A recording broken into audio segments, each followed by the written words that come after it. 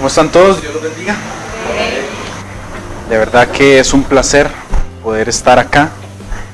Me hace sentir bastante feliz porque tengo bastante rato de no poder enseñar. Entonces esa como emoción de ver que una vez más Dios me permite poder dar un mensaje. Le doy muchas gracias a Él porque es aquí donde lo puedo dar. Entonces estoy muy contento, muy agradecido. Les voy a pedir por favor que abran sus Biblias en 1 Corintios 10 del 12 al 13, que es el pasaje que Melquisedec nos hizo el favor de leer. Por lo tanto, si alguien piensa que está firme, tenga cuidado de no caer. Ustedes no han sufrido ninguna tentación que no sea común al género humano, pero Dios es fiel y no permitirá que ustedes sean tentados más allá de lo que puedan aguantar. Más bien, cuando llegue la tentación, Él les dará también una salida a fin de que puedan respirar. El tema que les traigo el día de hoy lo he titulado flaqueza espiritual. Este tema, siempre cuando uno tiene la oportunidad de hacer una enseñanza, Dios tiene la particular forma de primero enseñarle a uno y después darle la oportunidad que a partir de esa enseñanza que uno pudo recibir, poder dársela a las otras personas. Y esta enseñanza de verdad que me ha tocado mucho, porque por X y por Y razón, muchas veces nosotros como cristianos dejamos un poco de lado la relación con Dios. Resulta que cuando uno pasa por esto, que es un proceso, la flaqueza espiritual es un proceso, donde empezamos poco a poco a abandonar, o tal vez no del todo, sino como que tenemos un pie con Dios y un pie como un poco más. Entonces, no tenemos una relación al 100%, somos tibios, estamos en ese proceso donde nos es difícil volver a encaminarnos, y es ese momento donde uno vuelve a ver atrás y uno dice, pero ¿cómo fue que llegué aquí? Entonces, como pueden ver, es un proceso donde abandonamos nuestra relación con Dios. Va paulatinamente. Todos los procesos no se dan de manera inmediata. No es que un día estoy bien con Dios y otro día ya no estoy bien con Dios, sino que va paulatinamente. Van pasando los días, van pasando quizá las semanas, los meses, y esa relación como que ya no era la de antes. Este tema es interesante porque sin importar si nosotros llevamos recién convertidos un día, una semana, si tenemos un año de estar en el Evangelio, 10 años, 5 años, 20 años, no importa la cantidad de años que uno esté con Cristo y esté en esa relación, siempre va a tener no una, sino muchas veces en la vida espiritual, en la vida cristiana, uno va a tener ese tipo de recaídas, ese tipo de procesos donde ya no es lo mismo, no se siente esa misma relación que uno tenía antes con Dios, donde se da esta situación del primer amor y uno siente esa necesidad de buscar la Biblia, de poder ir a leer, estar reunidos como en este lugar hoy. Tenemos la oportunidad de venir, porque incluso hay otros países donde ni siquiera se puede hacer. Entonces, la flaqueza espiritual tiende a ser un proceso donde va siendo paulatino esa separación de Dios. Y puede ser cualquier cosa, digamos, podemos poner excusas desde mi trabajo, por ejemplo. El trabajo no me está dejando tanto chance para poder orar o para poder venir aquí a la iglesia o para X o Y razón. Ya no tenemos esa misma conexión, ¿verdad? Ahora, esta enseñanza no es para señalar el error, es decir, usted está en eso, usted está decaído, ¿verdad? No, obviamente no. Más bien esta enseñanza, el propósito principal es reconocer nuestra situación actual, ver en qué momento estamos pasando, si estamos bien, si estamos mal, si más bien nosotros hemos dejado de lado esa relación que teníamos con Dios, y autoexaminarnos, poner nuestras barbas en remojo y decir, bueno, creo que podría mejorar o de verdad estoy en una situación complicada. Entonces, para esto he decidido poner un ejemplo de un personaje bíblico del Antiguo Testamento sumamente importante para lo que es Israel, incluso para nosotros. Y es de gran influencia, de gran importancia. Y él va a llevar un proceso bastante interesante que lo llevó desde estar en lo más alto, con una estabilidad con Dios impresionante, como muy pocos hombres han tenido esa oportunidad, hasta llegar a un momento donde tocó suelo y llegó al fondo del abismo de manera impresionante. Y uno dice, pero ¿en qué momento pasó de aquí a acá? Entonces, yo quisiera hablarles del profeta Elías. El profeta Elías es un profeta del Antiguo Testamento, ya les dije. No se sabe exactamente de dónde viene, en el sentido de cuál es su formación. O sea, lo que podemos saber es que es una persona adulta de Israel que Dios lo manda a hacer una labor. Dice la Biblia que él viene de Tisbe de Galat, ciudad al norte del río Jordán. De hecho, aquí el versículo de Primera de Reyes, si gustan me acompañan por favor, Primera de Reyes 17:1, ¿okay? Dice, ahora bien, Elías, el de Tisbe de Galat, fue a decirle a Acab, tan cierto como que vive el Señor, Dios de Israel, a quien yo sirvo, te juro que no habrá rocío ni lluvia en los próximos años hasta que yo lo ordene. Así, la Biblia nos introduce a Elías. No tenemos mayor conocimiento que al principio de su vida, pero sí claramente lo tenemos después de todo lo que él hizo en Israel. Estamos en una época, Elías está en una época donde hay que recordar lo que es Israel como nación. Se va a dividir en dos partes. Al norte va a estar Israel, toman ese nombre por tener la mayoría de las tribus, y al norte está Judá. Resulta que hay un conflicto bélico, hay una guerra civil, entonces por esa razón es que se separan ambas naciones. Entonces, en el caso de Elías, está siendo profeta en la parte norte, en la parte de Israel. Además de eso, va a vivir durante el reinado de Acab. Dice la Biblia que Acab, además de ser un rey detestable ante los ojos de Dios, dice que hizo peor que sus ancestros. El anterior rey, que fue Omri, de hecho en los versículos, vamos a ver, en el versículo 16, el capítulo 16, versículo 25, nada más se devuelven un momentito, dice, pero Omri hizo lo que ofende al Señor y pecó más que todos los reyes que lo precedieron. Si él pecó más que todos los reyes que precedieron, ¿cómo habrá pecado Acab? O sea, para que se dé una idea lo detestable que era ese ser humano. Era algo impresionante.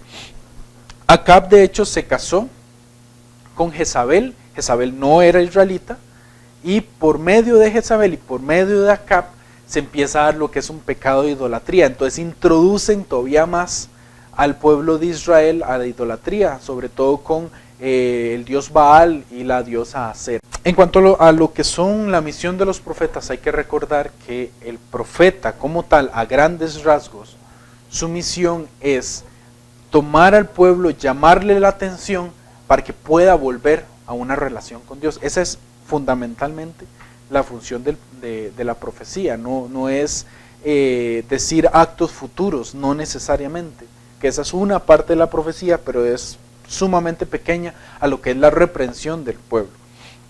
Entonces, en el caso de Elías, su función principal, su misión principal fue la de denunciar los actos del rey Acab y la reina Jezabel contra Dios, ¿verdad? En especial por haber movido a Israel, sobre todo la parte norte. Es que la parte norte es la más grande. De hecho, ahorita más adelante vamos a ver unos mapas para que más o menos nos estemos ubicando de dónde se está dando esta situación. Entonces, es bastante grande. Son las 10 tribus que están al norte. Abajo están 2 nada más y arriba quedaron 10. Entonces es la mayor cantidad de población. Entonces imagínense eso. Ahora, finalmente, para terminar, ¿verdad?, la radiografía de este personaje, es que Elías, junto con Moisés, son los personajes más importantes del Antiguo Testamento. En el caso de Moisés va a representar la ley, ¿verdad? La estructura y de forma de comportamiento que va a tener Israel durante muchos años hasta llegar a Jesús, que Jesús la cumple, ¿verdad? Y en el caso de Elías va a representar a los profetas. Entonces, son esos dos pináculos, esos dos pilares fundamentales en la relación judía de los judíos con Dios. Entonces, vean que no es cualquier persona. No es una persona común y silvestre, ¿verdad? No es un soldado ahí raso, no es un simple campesino. O sea, para Dios y para ese momento histórico es una persona sumamente importante. Aquí les voy a mostrar el mapa. Esto es Israel dividido en dos partes. Como pueden ver, originalmente el reino tomaba toda esta parte de acá y se extendía un poco más.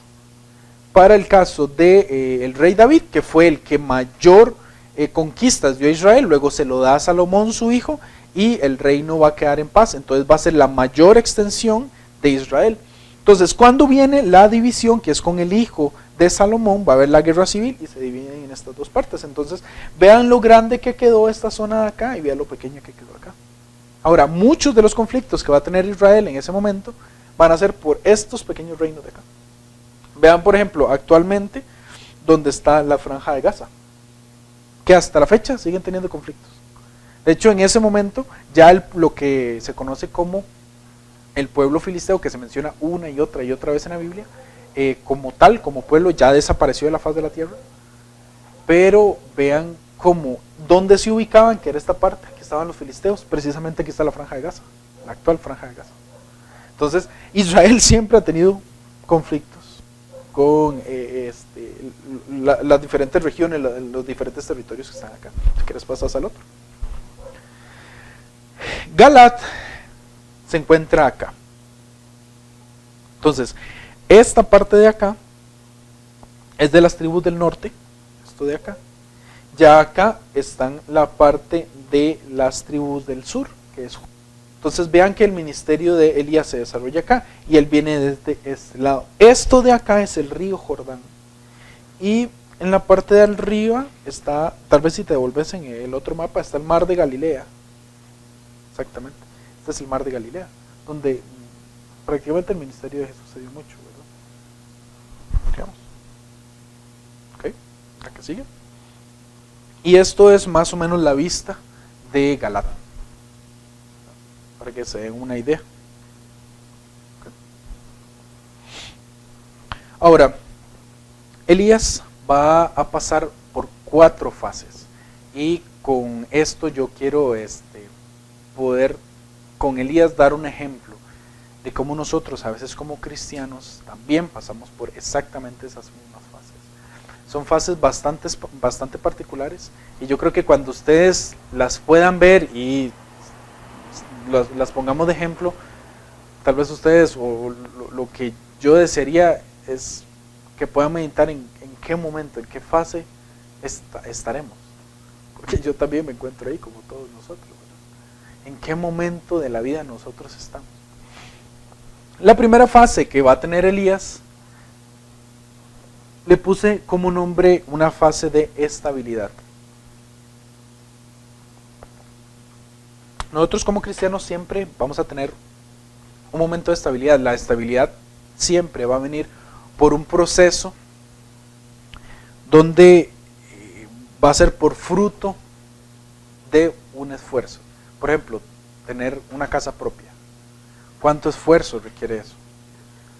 Tener nuestras cositas, digamos, que tener un tele, que tener los sillones, que tener la cocina, que la cama, que el mismo comestible que, por ejemplo, hace 10 años no era el mismo tipo de comida que comíamos, valga la redundancia, no era lo mismo que, por ejemplo, ahora, ¿verdad? Quizá hemos mejorado.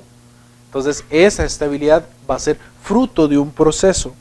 Entonces, vamos a tener esa estabilidad en diferentes áreas. La podemos tener en el área emocional, ya sea no necesariamente que tengamos una relación de pareja, sino tal vez que no nos sentimos, digamos, ni deprimidos, sino que más bien tenemos esa estabilidad, nos sentimos bien, las situaciones de la vida no nos afectan tanto, ¿verdad? Aquí en la tierra nosotros siempre vamos a tener injusticia y sufrimiento, son dos cosas que siempre van a estar presentes, pero con una estabilidad emocional vamos a saber de que no vamos a tener esos bajonazos en la vida. Ahora bien, la estabilidad tiende a provocar inestabilidad, y con esto no quiero decir, digamos, una cuestión muy oriental, yin yang, ¿verdad? De que siempre que cuando hay equilibrio deberá haber desequilibrio para que todo esté nivelado.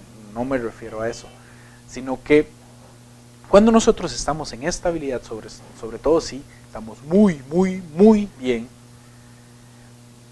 perdemos de vista en qué momento llegamos acá. Perdemos de vista todo el proceso, todo el camino que nos llevó de estar allá a estar acá.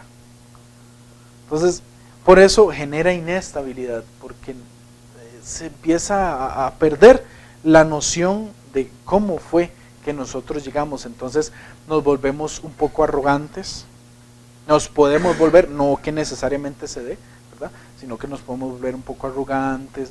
Ya la relación con Dios, como estamos estables, entonces no hay ningún conflicto. No es, por ejemplo, que cuando una persona pierde el trabajo y está intensamente orando para poder pedir un trabajo. Es diferente a, ya tengo 5 años en un trabajo estable, tengo mi salario, tengo mis hijos, tengo mi esposa, tengo mi casa y estoy en paz, estoy tranquilo. Entonces las defensas como que bajan un poco, ¿verdad? Entonces, por esa razón es que la inestabilidad puede provocar, si nosotros nos descuidamos, puede provocar una inestabilidad. En el caso de Elías, ese proceso de formación de él va a provocar cierto orgullo. Va a empezar a tener un orgullo dentro de él y se va a volver un poco prepotente. A manera rápida, después de esta parte de la estabilidad que va a tener Elías, vemos que él denuncia los pecados de Acab. Después de eso, la profecía que él da es que no va a llover durante varios años. Después de eso va y está con la viuda de Sarepta. Ocurre un milagro donde la harina y el aceite que tienen las vasijas no se va a gastar, entonces gracias a eso puede comer el hijo y ella. Hay que recordar que en época y en esa cultura, una viuda no tenía absolutamente nada que hacer por la vida prácticamente. O sea, si su esposo se muere, ya y el sustento ya no está.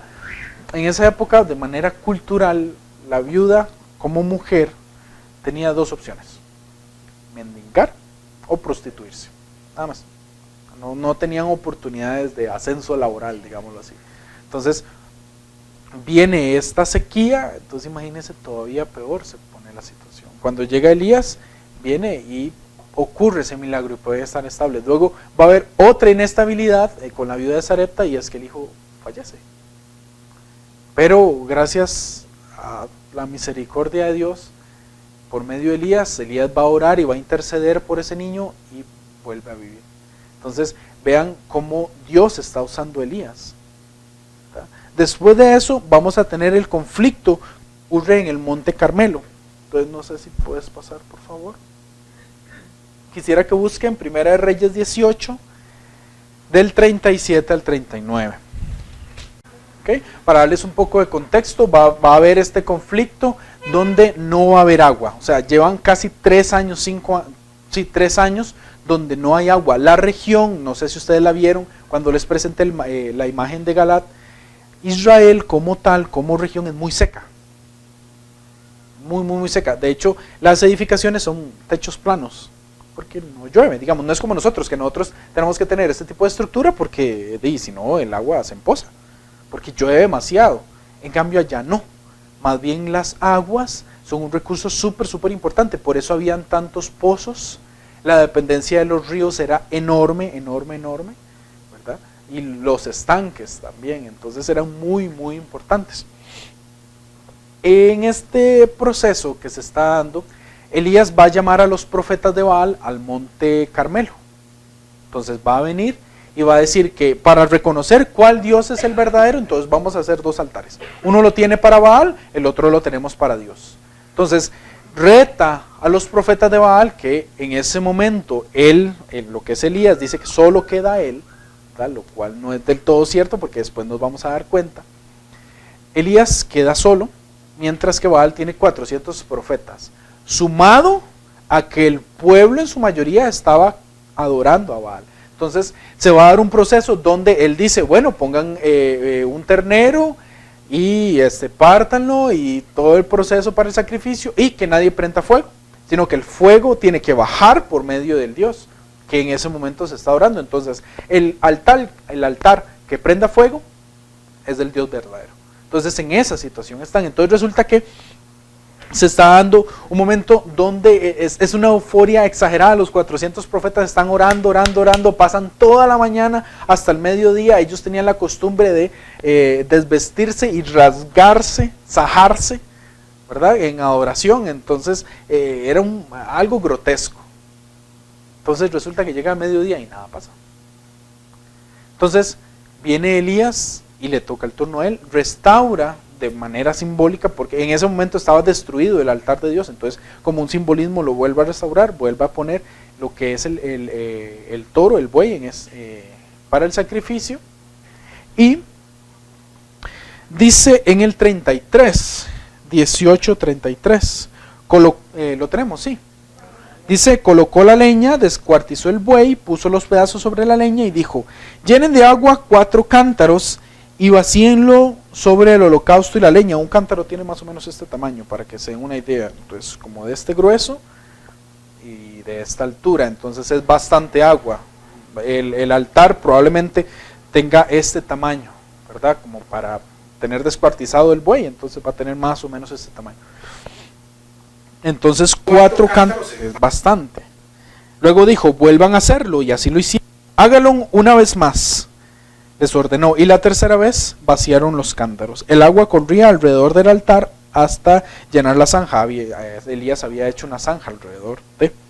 A la hora del sacrificio vespertino, el profeta Elías dio un paso adelante y oró así: Señor, Dios de Abraham, de Isaac y de Israel, que todos sepan hoy que tú eres Dios en Israel y que yo soy tu siervo, y he hecho todo esto en obediencia a tu palabra.